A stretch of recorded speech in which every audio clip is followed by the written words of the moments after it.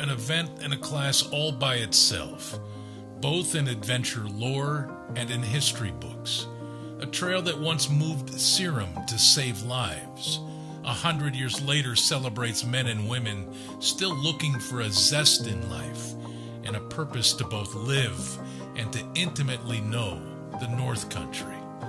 The Iditarod sled dog race becomes their mission, a memory-making machine for those living with dogs. Dogs. If water makes a river, a dog promotes a passion. That passion flows without bounds here, an ultimate consuming commitment to lives merged. An arch with imperfections called a burl, a line reached, a destination, and an invitation to history. For those who pilgrimage here every year, that line represents validation. It constitutes hard work, and it symbolizes the core of the miracle that got them here. Being out on the Iditarod Trail is just going to be like, for us, what we've been doing all winter. It's what we love to do. I'm always taking time to take in the sights. I live for this, you know? I don't live to win. I live for these dogs being healthy, happy, doing what they love. We are doing it together. As we travel down the trail, I mean, that is something that they're into, they're excited about. When they crest that hill and they see a herd of caribou, I mean, they are loving that as much or more than I am. And that's why we do it, for that like excitement of what's around the next turn. But ultimately, I mean, we're in it for the joy of being a team and traveling together. I was born in it, and I never known a life without dogs. I've always had 10 plus dogs, and you know, now we're here with 80, so it grew quite a bit in the time. And I got hooked on Iditarod, you know, from sprint mushing to mid distance. I fell in love with distance. Distance was where I felt most at home. For the fourth time in history, a lack of snow and poor trail conditions have moved the racetrack north and away from the Alaska range. This race laughs in the face of adversity. Another 1,000-mile track to the north, and the destination remains known. Better than 30 teams, men, women, and dogs, former champions, and others dreaming of their place in history. I'm a very competitive person, and I'd like to get more of these trophies that's behind me, and win the race again. You know, there's guys like Matt Hall and Jesse Holmes and Jeff Dieter, and obviously Ryan, and Mitch is never going to come with a slouch team, and he's more experienced than any of those guys. So there's great teams, and I'm not going to, you know, have an ego big enough to say that I'm going to go out there and just run over those guys, but I think we can hang right with them. You know you have a team that can win, though, right? Like this kennel's peaking. They're ready. They're ready to give it their all. Are you ready? I hope so. I've been training for this my whole life, and I've trained harder than ever this season. I've gotten into jogging, running. I've trimmed off a lot of weight myself, and I'm ready to be right there with them, pushing, pulling, jogging the whole way. The burn to win is crazy stronger than it's ever been in me, you know, and it's I don't want to say it's all I think about, but it's everything in my life is channeled towards that, and it's gonna happen. I have no doubt. I have no doubt in my dog team's capabilities.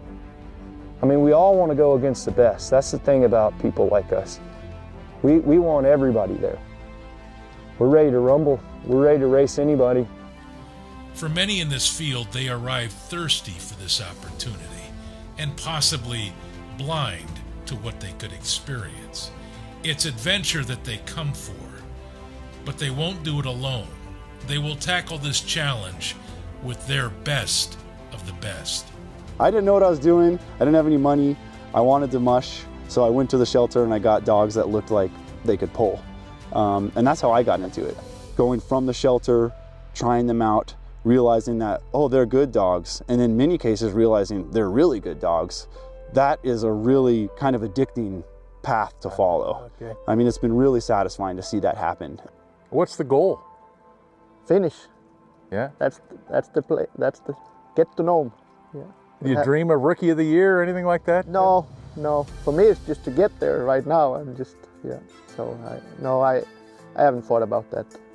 Ultimately, the goal is to finish, but I mean, honestly, I'm training myself and attempting to train this team to win the Iditarod. I mean, it's a race. I mean, I don't believe in fate, but I mean, like I said, first week I was here, I met my wife. I was introduced to four-time Iditarod champion and learned about mushing and just been on like this fast track, and everything just fell into place beautifully. And now we got our own land and our own dogs and our own Iditarod. Like, it's crazy. These teams will plod their way down this trail, some with a little quicker step in their giddy-up. But at 7 or 8 miles an hour, it naturally creates time to reflect, rubberneck, and to converse. I love talking to my dogs, so I'm talking to them the whole time, but I don't need to. Like, they know my movements, they know my body language, they know when I'm getting food, they know when the food's not ready yet, they know we're sleeping here, we're not. Like, just everything, you know, that you're walking up to them putting booties on, and, you know, one eyeball opens and they're like, oh, hey, yep. They roll over and put their feet up, and they go back, you know. But it takes over, you know, repetition over and over and over again. And the farther you get down the trail, when you're spending, I mean, we train for it all year, every day, but when you're actually in that race, like, you don't leave those dogs to go inside and, you know, spend the night like we do back home here. You know, you're on the straw with them the whole time, and you're tight. Yes. The ability to go across the Arctic on a dog team, it's pretty freaking cool. It's awesome, yeah. And our appreciation for being able to do it definitely probably has grown, and yeah, it may not always be an opportunity as the same opportunity as it is today, but, you know, dogs and the trail and adventure will always be out there. But yeah, at a certain point, you got to just sit back and just be so thankful to even start the race and to be able to travel that trail and just appreciate that what it is. Stopping everything else in life and just focusing dogs. Eat, sleep, breathe dogs. And, you know, I've lived dogs my whole life, and it starts early and ends late. And when you're in that moment and that getting under that arch, there is no feeling like it. I mean, traveling that country, and there's stories on the way. I ran a very conservative first year, and I wanted to find out if I loved distance, and I did. I truly loved distance. It was an experience of a lifetime. As you peer in on these teams over the coming days, admire the landscapes, get lost in the grandeur, imagine that bite of the cold, but find warmth in that purpose that brings them all here. It's nice to win. It's better to know when you arrive at a place you've never traveled before. It's a journey, and the bond that you thought, oh, I've had this dog for 9 years, we're so bonded and strong.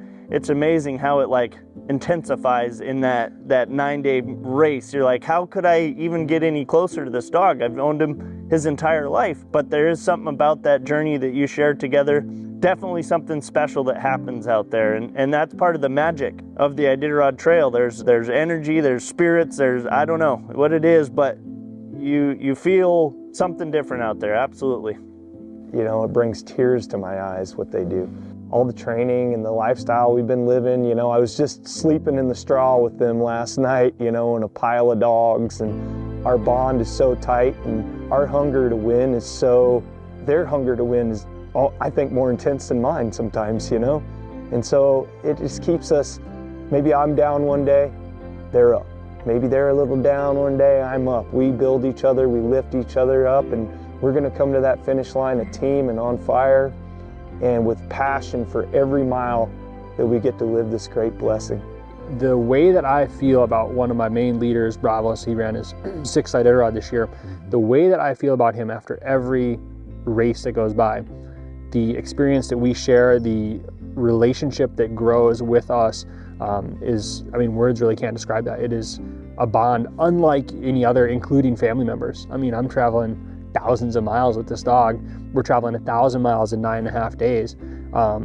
That bond is just, I mean, it's amazing. And so, and that's just one dog. And I'm lucky enough to have, but I've got 20 dogs that are, I mean, closer than any of my family members. Sorry, Mom. But that's just, they're, I mean, we spend every day together, and that's awesome. I mean, I'm the most blessed person in the world, I feel. Those dogs' happiness and well-being and all the lessons that they've taught me along the way with the lifestyle we live, that's winning. These dogs are incredible. They've taught me, you know, to be humble, to be hardworking, to have gratitude and enjoy all the small things in life. 53 years. What do you say?